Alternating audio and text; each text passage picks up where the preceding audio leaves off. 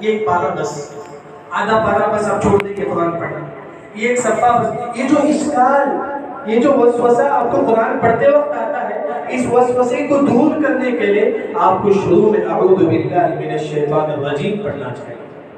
ہاں لیکن یہ ایک سوال ہے، نماز میں ہم کو سورہ فاتحہ پڑھنا ہے، کیا نماز پہ جب شروع کریں گے کیا تب بھی ہم اعوذ باللہ من الشیطان الرجیم پڑھنا ہے؟ اس پر سعودی عرب کا جو فتویٰ فتاوی لجنہ دائمہ اس میں یہی ہے کہ تمام صحابہ کرام رضوان اللہ علیہم اجمعین کا یہ فتویٰ ہے کہ پہلی رکعت میں جب بھی آپ نماز شروع کریں پہلی رکعت میں آپ کو اعوذ باللہ من الشیطان الرجیم پڑھنا ہے، صرف پہلی رکعت میں، وہ بھی آہستہ پڑھیں گا۔ آپ اللہ اکبر بولتے ہیں، اس کے بعد ثنا پڑھتے ہیں، اس کے بعد اعوذ باللہ من الشیطان الرجیم، صرف پہلی رکعت میں آپ کو پڑھنا ہے۔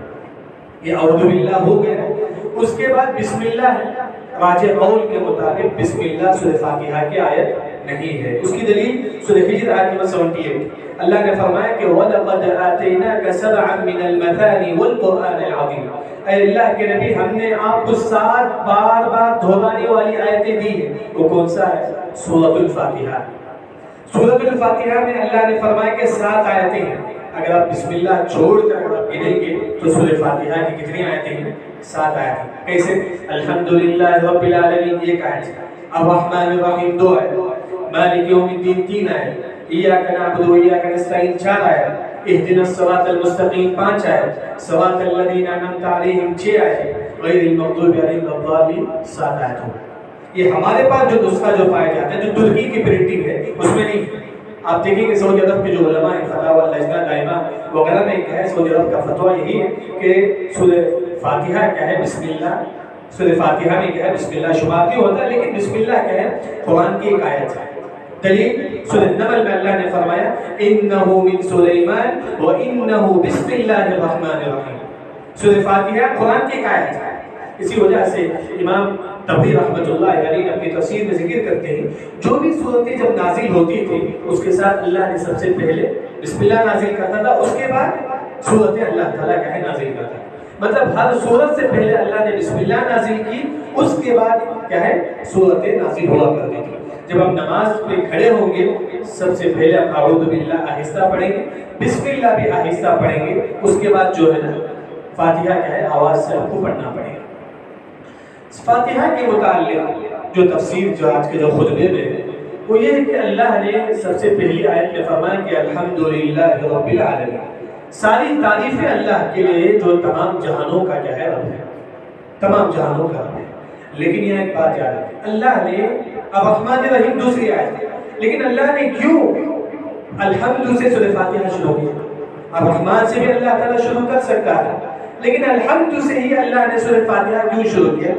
اس کا جواب اہل نے یہ دی کہ دنیا کی جو شروعات سب سے پہلے ہوئی وہ الحمدللہ رب العالمین سے۔ دلیل کیا ہے؟ ترمذی کی روایت، آدم علیہ السلام کو جب اللہ نے روح پھونکی، آدم علیہ السلام کے جسم میں جب اللہ نے روح پھونکی تو آدم علیہ السلام سب سے پہلے الحمدللہ کا لفظ استعمال کیا، یعنی کہ دنیا کی جو شروعات جب ہوئی آدم علیہ السلام جب سب سے پہلے دنیا کو دے تو الحمد سے لفظ شروع ہوا۔ تو اسی وجہ سے سورہ فاتحہ بھی کیا ہے الحمد سے کیا ہے لفظ شروع ہوتا ہے۔ یہ دوسری جو بات ہے الحمد کا جو لفظ ہے اس کا معنی تعریف کا، یہ صرف اور صرف اللہ کے لیے استعمال ہوتا ہے۔ الحمد کا جو لفظ ہے عربی زبان میں صرف اور صرف اللہ کے لیے استعمال ہوتا ہے۔ دلیل کیا ہے آپ کو بھی معلوم ہے، سو کر اٹھنے کے بعد ہم کیا دعا پڑھتے ہیں؟ الحمدللہ الذی احیانا بعد ما اماتنا، وہاں بھی اللہ کے ساتھ الحمد کا لفظ آ گیا۔ کھانے کے بعد ہم کیا دعا پڑھتے ہیں؟ الحمدللہ الذی اطعمنی، وہاں بھی دیکھیے اللہ کے ساتھ الحمد کا لفظ آتا ہے۔ الحمد کا جو لفظ ہے خاص اللہ کے لیے استعمال ہوتا ہے، دوسروں کے لیے استعمال کرنا جائز نہیں، خاص اللہ کے لیے استعمال ہوتا ہے۔ اس کی ایک اور دلیل، کپڑا پہنتے ہو ہم کیا دعا پڑھتے ہیں؟ الحمدللہ الذی کسانی ھذا الثوب ورزقنی، یہ جو دعا یہاں بھی دیکھیے کہ اللہ کے ساتھ الحمد کا لفظ استعمال ہوگا۔ معلوم یہ ہوا کہ الحمد اللہ کی تعریف کے لیے استعمال ہوتا ہے، صرف اور صرف اللہ کے لیے استعمال ہوتا ہے الحمدللہ۔ اس کے بعد اللہ نے فرمایا کہ اللہ ہی کی تعریف ہے۔ اللہ جو ہے بعض علماء کے بقول اسم اعظم ہے۔ اسم اعظم مطلب اگر کوئی مسلمان یا اللہ مجھ پر رحم فرما تو اللہ تعالیٰ اس کی دعا قبول کرے گا۔ اس میں عزم کا مطلب یہ ہے کہ جب بھی وہ لفظ آپ استعمال کریں گے دعا میں، آپ کی وہ دعا کیا انشاءاللہ قبول ہوگی۔ اور اسی طرح اللہ کا جو لفظ ہے، دیکھیے کہ صوفی لوگوں کے پاس یہ جو ذکر جو پایا جاتا ہے وہ اللہ اللہ اللہ، صرف اللہ اللہ کا ذکر کرنا یہ بدعت ہے۔ یہ صوفی لوگ جو گمراہ جو فرقہ ہے وہ اس طرح ذکر کرتے ہیں۔ ہم کو کیسا ذکر کرنا ہے؟ آپ صلی اللہ علیہ وسلم نے فرمایا احب الکلام الی اللہ اربع، اللہ تعالیٰ کے پاس 4 کلمہ سب سے زیادہ پسند ہے، الحمدللہ واللہ اکبر لا الہ الا اللہ سبحان اللہ۔ وہاں دیکھیں کہ اللہ کے ساتھ سبحان ہے یا الحمد ہے یا اللہ ہوگا۔ اسی وجہ سے جب بھی ہم ذکر کریں گے ہم کہیں گے کہ اللہ اکبر سبحان اللہ، لیکن صرف اللہ اللہ کا ذکر کرنا یہ کیا ہے؟ بدعت ہے، یہ گمراہ فرقوں کی علامت ہے، جیسا کہ امام خطابی نے کہا ہے، اس کی طرف اشارہ کرتے ہوئے ذکر کیا ہے۔ الحمدللہ رب العالمین، تمام جہانوں کا رب ہے، انسانوں کا بھی رب ہے، درختوں کا بھی رب ہے، جانوروں کا بھی رب ہے، پہاڑوں کا بھی رب ہے، ہر شخص کا کیا ہے؟ رب ہے۔ اسی وجہ سے رب العالمین تمام جہانوں کا رب ہے، اسی وجہ سے اللہ نے فرمایا کہ رب العالمین۔ اس کے بعد اللہ نے فرمایا کہ الرحمن الرحیم، رحمان اور رحیم دونوں کا معنی ایک ہی، رحم کرنے والا۔ رحمان کا معنی بھی رحم کرنے والا، رحیم کا معنی بھی رحم کرنے والا، لیکن فرق کیا ہے؟ رحمان کا لفظ جب استعمال ہوتا ہے یہ کافروں کے لیے بھی استعمال ہوتا ہے، لیکن سمجھنے کے لیے یوں سمجھو اللہ کافروں کو بھی رزق دیتا ہے۔ کیوں؟ کیونکہ اللہ کافروں پر بھی رحم کرتا ہے، دلیل الرحمن۔ اللہ نے یہودیوں پر بھی رحم کرتا ہے، دلیل الرحمن۔ اللہ کیا ہے؟ جانوروں پر بھی رحم کرتا ہے، دلیل الرحمن۔ رحمان کا جو لفظ ہے ہر شخص پر رحم کرنے کے لیے استعمال ہوتا ہے، اسی وجہ سے اللہ نے فرمایا ذو رحمت واسعہ، ہر شخص پر رحم کرتا ہے اللہ تعالیٰ، وہاں اللہ نے رحم کا لفظ استعمال کیا۔ رحیم کا معنی خاص اللہ تعالیٰ مومنوں پر رحم کرنے کے لیے استعمال کرتا ہے، خاص جو مومن لوگ ہوتے ہیں، متقی لوگ ہوتے ہیں، پرہیزگار لوگ ہوتے ہیں، ایسے لوگوں پر رحم کرنے کے لیے اللہ تعالیٰ رحیم کا لفظ استعمال کرتا ہے۔ دلیل کیا ہے؟ اللہ نے خود قرآن میں فرمایا وَكَانَ بِالْمُؤْمِنِينَ رَحِيمًا، اللہ تعالیٰ مومنوں پر رحم کرنے والا ہے، وہاں اللہ نے رحیم کا لفظ استعمال کیا۔ رحیم صرف اور صرف مومنوں پر رحم کرنے کے لیے استعمال کیا جاتا ہے۔ رحمان یہ مومنوں کے لیے بھی، کافروں کے لیے بھی، یہودیوں کے لیے بھی، کرسچنوں تمام لوگوں کے لیے رحم کرنے کے لیے رحمان کا لفظ ہے اللہ تعالیٰ استعمال کرتا ہے۔ یہاں جو اشکال لوگوں میں پائی جاتی ہے وہ یہ، ہم یہ کہتے ہیں کہ اللہ تعالیٰ 90 پر 9 ماہ سے زیادہ محبت کرتا ہے، غلط بات ہے، ایسی بات کسی حدیث سے ثابت نہیں ہے، بلکہ اہل علم نے یہاں یہ ذکر کیا ہے اللہ 90 پر 9 ماہ اس سے بڑھ کر کروڑوں ماہ سے زیادہ اللہ تعالیٰ محبت کرتا ہے۔ صرف 90 پر 9 ماہ سے زیادہ محبت کرنا، آپ یہ کہنا چاہتے ہیں اللہ اس سے زیادہ محبت نہیں کرتا، غلط بات ہے، اللہ اس سے زیادہ رحم نہیں کرتا، غلط بات ہے۔ اللہ تعالیٰ کروڑوں ماہ، ہم سوچ نہیں سکتے اللہ اتنی محبت کرے گا، اتنی رحم کرے گا۔ اللہ نے خود فرمایا کہ ان رحمتی سبقت غضبی، میرا جو رحمت ہے میرے غصے پر غالب ہے۔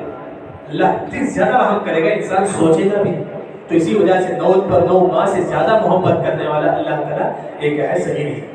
اب رحمان الرحیم، اس کے بعد اللہ نے فرمایا کہ مالک یوم الدین، مالک ہے کس دن کا؟ قیامت کے دن کا، بادشاہ ہے کس دن کا؟ قیامت کے دن کا، بلکہ دنیا میں بھی کیا ہے؟ وہی بادشاہ، یومئذ اللہ، وہی بادشاہ ہے دنیا کا بھی آخرت کا بھی، سب سے بڑا بادشاہ کون ہے؟ اللہ تعالیٰ ہے۔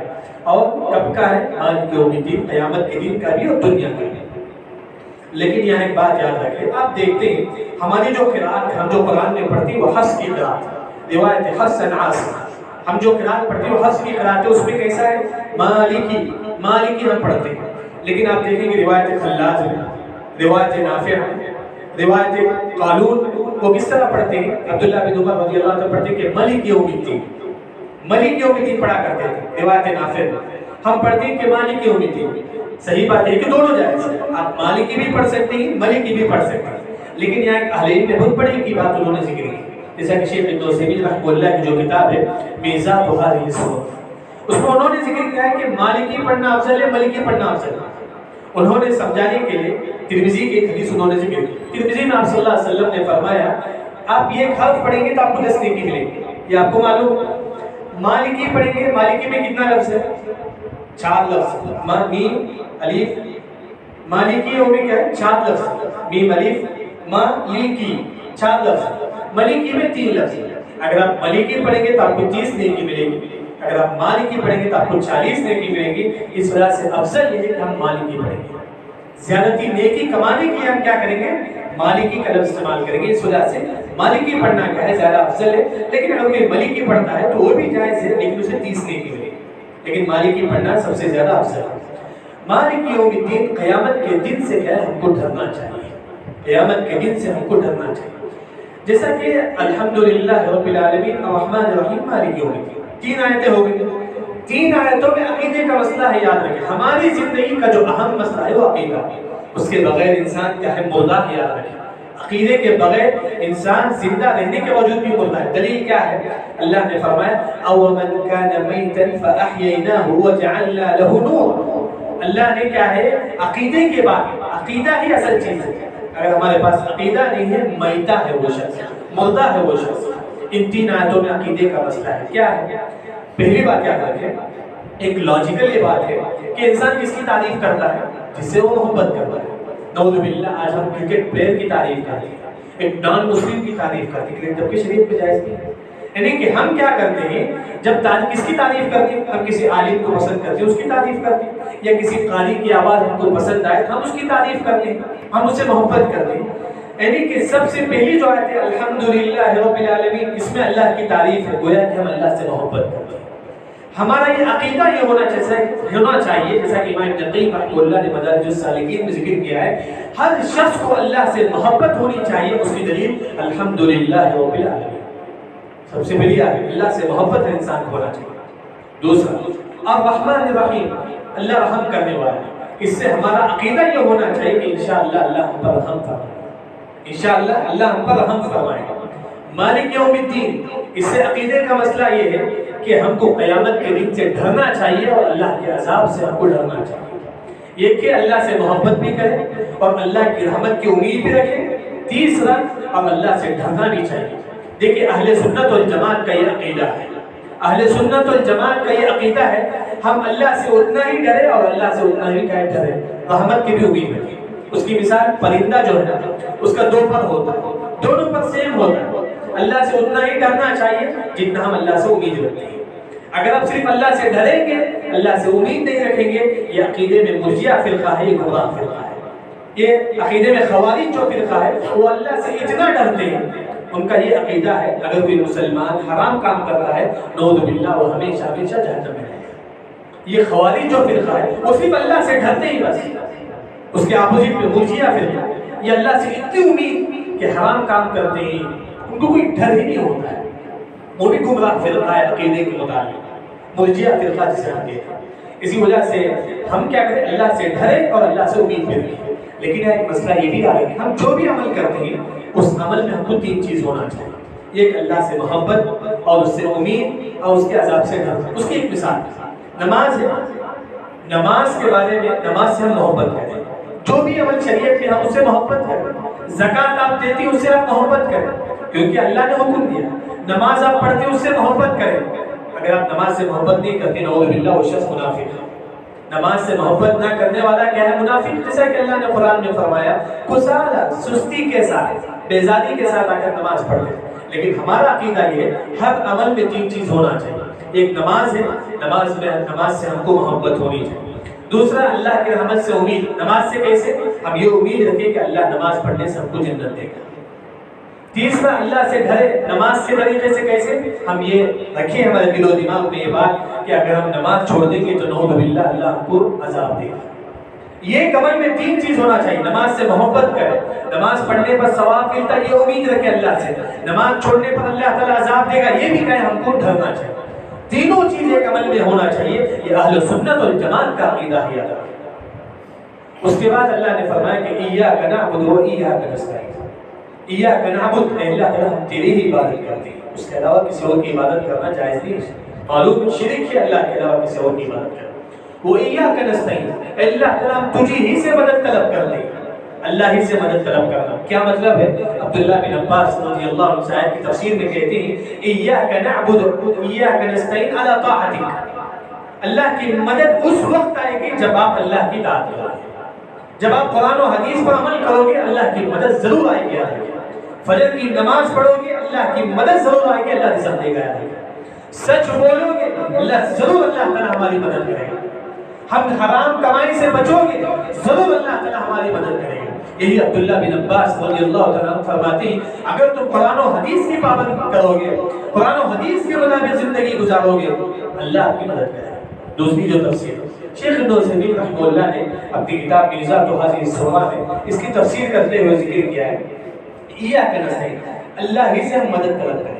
یہ جو ہے ایسے دل میں یہ احساس ہونا چاہیے، ہم جب کھڑے ہوتے ہیں ہم یہ احساس کریں کہ اللہ کی مدد کے علاوہ میں نہیں کر پاؤں گا۔ جب ہم کھاتے ہیں یہ سوچو کہ اللہ کی مدد کے علاوہ میں اپنا لقمہ منہ میں نہیں ڈال سکوں گا۔ میں جب بزنس کرتا ہوں اللہ کی مدد کے علاوہ میں نہیں کما سکوں گا۔ انسان چھوٹے سے چھوٹے عمل پہ، اسی وجہ سے شیخ ابن عثیمین رحمہ اللہ نے فرمایا کہ استحضار القلب بالنیہ، دل میں یہ بات ہونی چاہیے کہ انسان یہ سوچے کہ میں اللہ کی مدد کے علاوہ کہیں دیکھ بھی نہیں سکتا، اللہ کی مدد کے علاوہ میرا ایک قدم دوسرا قدم نہیں رکھ پا رہا۔ یہ ہمارے دل و دماغ میں یہ بات ہونی چاہیے۔ یہی مطلب ہے اے اللہ تعالیٰ ہم تجھے ہی سے مدد طلب کرتے ہیں، ایاک نعبد و ایاک نستعین، اللہ تعالیٰ ہم تجھے ہی سے مدد طلب کرتے ہیں۔ اس کا مطلب یہ ہے ہمارے دل و دماغ میں یہ بات ہونا چاہیے تیرے مدد کے علاوہ میں یہ قدم آگے نہیں رکھ سکتا، یہ ہمارا عقیدہ بھی ہونا چاہیے۔ پھر اللہ نے فرمایا کہ اہدنا الصراط المستقیم، اے اللہ تعالیٰ ہم کو سیدھے راہ کی طرف ہدایت دے، صراط مستقیم کی طرف ہم کو ہدایت دے۔ ہدایت جو ہے نا اس کی دو قسم شریعت مشہور ہے، ایک ہدایت توفیق اور ہدایت بیان۔ ہدایت توفیق کا مطلب آپ کسی بدعتی کو دین کی دعوت دیتے ہیں، آپ کسی کو دین کی دعوت دیتے ہیں، ہدایت توفیق۔ ہدایت بیان، بیان کا مطلب بیان دے، جیسا کہ جمعہ خطبہ ہے، ہم دوسروں کو نصیحت کرتے ہیں، ہم دوسروں کو دین کی بات بتاتے ہیں، آپ کسی بدعتی کو دین کی بات بتائیں، دوسروں کو تعلیم دے دین کی، یہ ہدایت بیان ہے، ان کی طرف ہدایت کو واضح کریں۔ ہدایت توفیق یہ اللہ کی جانب سے ہوتی ہے، اللہ تعالیٰ ہدایت دے اس شخص کو تبھی اسے ہدایت ملے گی، آپ ہزار کوشش کریں اسے ہدایت نہیں ملے گی۔ اسی وجہ سے اللہ نے فرمایا انک لا تہدی من احببت ولکن اللہ یہدی من یشاء، اے لوگوں جسے آپ چاہتے ہو اسے آپ ہدایت نہیں دے سکتے، لیکن جسے اللہ چاہتا ہے اللہ ہی ہدایت دے۔ ہم یہ کہتے ہیں فلاں ہمارا جو رشتہ دار جو بدعتی ہے وہ صحیح مسلک پر آ جائے تو اچھا ہے، الحمدللہ آپ اسے ہدایت کی بات بتائیے، دین کی بات بتائیے، لیکن آپ اسے ناراض مت ہو، آپ اسے دین کی بات بتائیے، ہاں لیکن کیا ہے اسے اس مسئلے میں صرف ناراض ہو جائیے، غصہ ہوئے کہ آپ دین پر عمل نہیں کرتے، لیکن جہاں تک رشتہ داری قائم کرنے کا جو مسئلہ ہے آپ کو رشتہ قائم کرنا ہے۔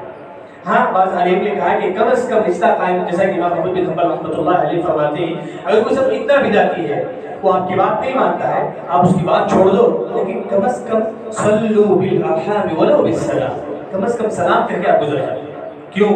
کیونکہ ابو داؤد کی روایت ہے اگر سامنے والا سلام کرتا ہے، کوئی دشمن ہے، کئی لوگ ایسے ہیں جو آپس میں بات نہیں کرتے، کم از کم سلام کرو، اگر آپس میں بات نہیں کریں گے ہمارے اعمال قبول نہیں ہوں گے، اگر آپ سلام کر لیں گے تو ہمارے اعمال قبول ہو جائیں گے، ہمارے اعمال قبول ہو جائیں گے، کتنے بڑا دشمن کیوں نہ ہو دنیا میں آپ اسے سلام کر کے گزر جاؤ۔ اسی وجہ سے اللہ نے فرمایا جب جاہل کے ساتھ میں گزرو تو معمولی کے ساتھ گزر جاؤ، سلام کرتے ہوئے گزر جاؤ۔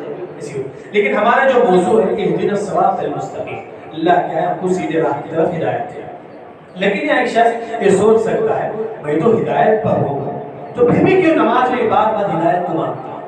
لوگ یہ سوچتے ہیں کہ میں تو صحیح منہج پر ہوں پھر بھی اللہ سے ہدایت کیوں مانگتا ہوں؟ اس کا جواب علی نے یہ دی ہے اللہ تعالیٰ ہر لمحے مجھے ہدایت پر قائم رکھے، اللہ تعالیٰ مجھے ہر لمحے مجھے ہدایت پر قائم رکھے۔ کیوں؟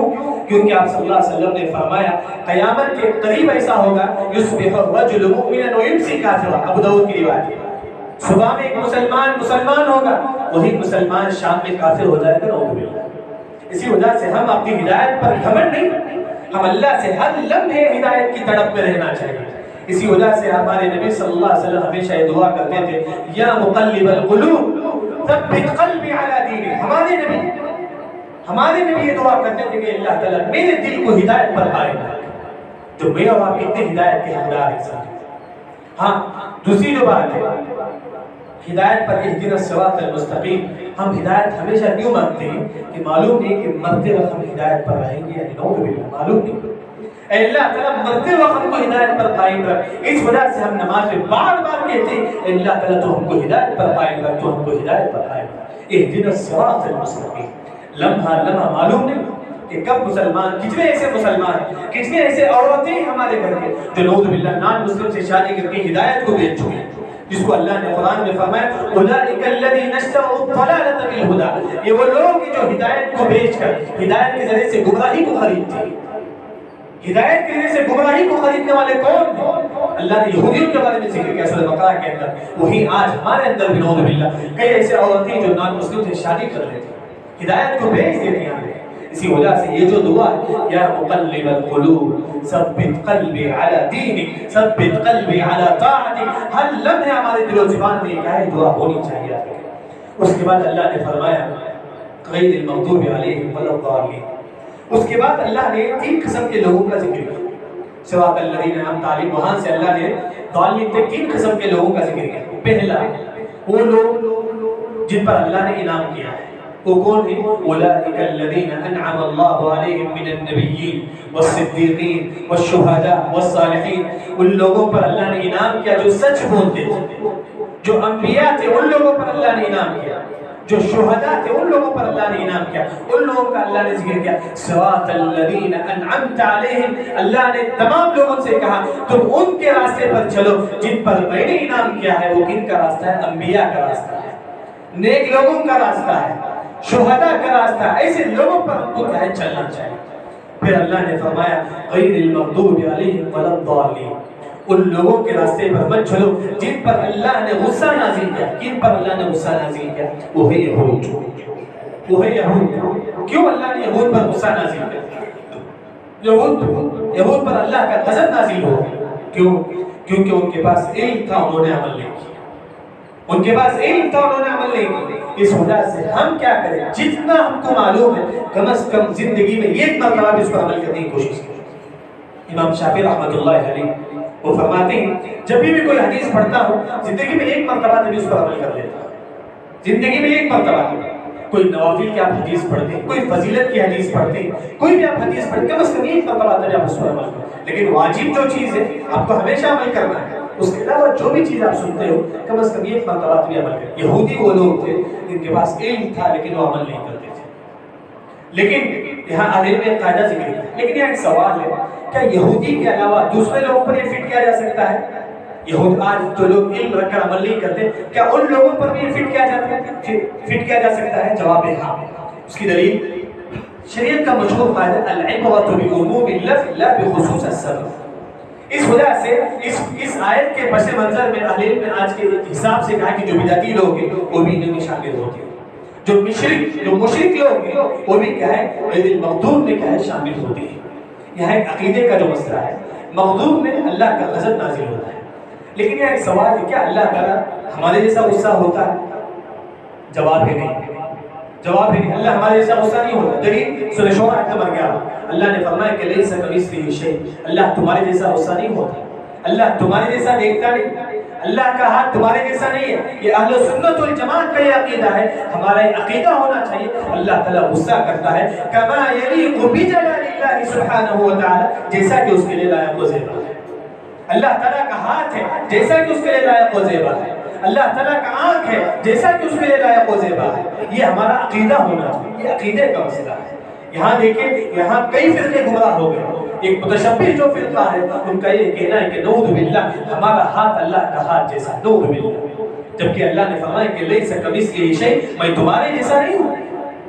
ہاں اللہ تعالیٰ کو ہاتھ ہے جیسا کہ اس کے لیے لائق و زیبا ہے، اسی وجہ سے اللہ تعالیٰ کو پاؤں ہے جیسا کہ اس کے لیے لائق و زیبا، یہ ہمارا عقیدہ ہونا چاہیے۔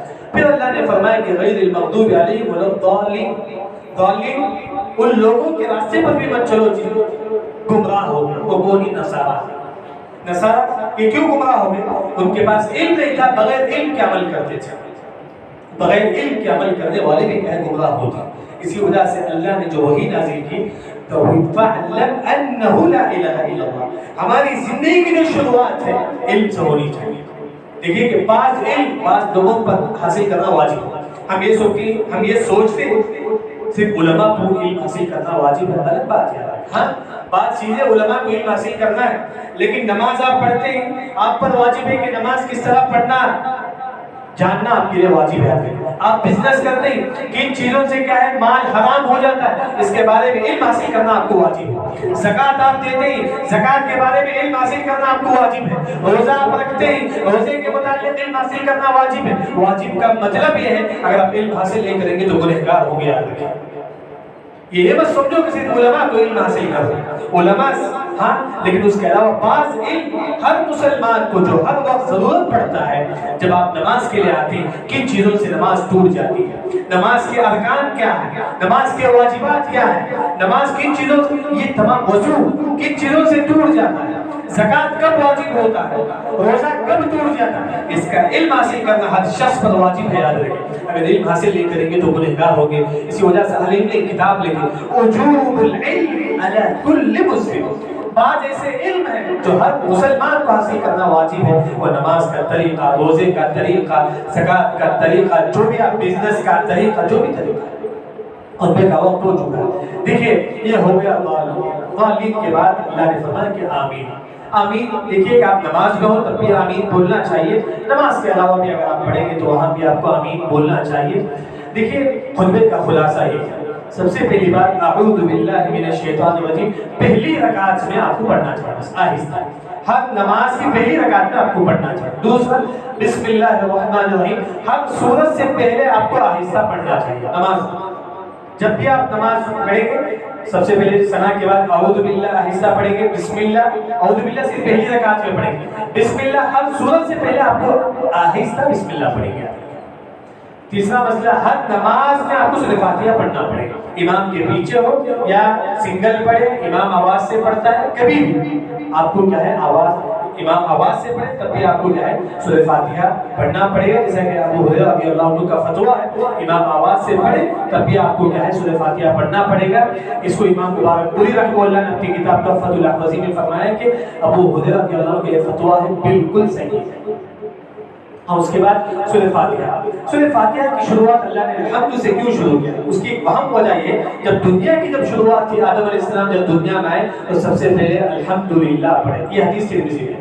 پھر الحمد کا لفظ صرف اور صرف اللہ کے لیے استعمال ہوتا ہے، ہم دوسروں کی تعریف میں حمد کا لفظ استعمال کرنا جائز نہیں، اس کی دلیل الحمدللہ الذی اطعمنی، کھانے کی بات کی دعا، سو کر اٹھنے کی دعا، وہاں دیکھیے اللہ سے پہلے الحمد کا لفظ استعمال ہوتا ہے۔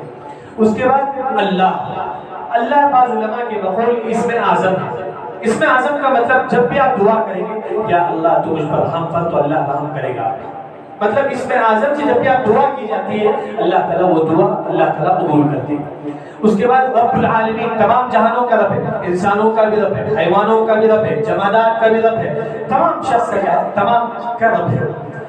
الرحمن الرحیم، الرحمن رحیم دونوں کا معنی رحم کرنے والا ہے، لیکن فرق یہ ہے رحمان اللہ کافروں پر بھی رحم کرتا ہے، اس کے ذریعے رحمان ہے، اللہ جانوروں پر بھی رحم کرتا ہے، اس کے ذریعے رحمان ہے، اللہ یہودیوں پر بھی رحم کرتا ہے، اس کے ذریعے رحمان ہے۔ رحیم صرف اور صرف مومنوں کے لیے رحم کرنے کے لیے استعمال ہوتا ہے، صرف اور صرف مومنوں کے رحم کرنے کے لیے استعمال ہوتا ہے۔ اس کے بعد اللہ نے فرمایا کہ مالک یوم الدین، مالک یوم الدین بادشاہ ہے قیامت کے دن کا، یعنی کہ مالکی میں مالکی بھی پڑھنا جائز ہے، مالکی بھی پڑھنا جائز ہے، لیکن افضل یہ ہے آپ مالکی پڑھیں، کیونکہ اگر آپ مالکی پڑھیں گے 4 حرف کے بدلے آپ کو 40 نیکی ملے گی، اگر آپ مالکی پڑھیں گے تو آپ کو کیا ہے 30 نیکی ملے گی، لیکن دونوں کیا ہے جائز ہے۔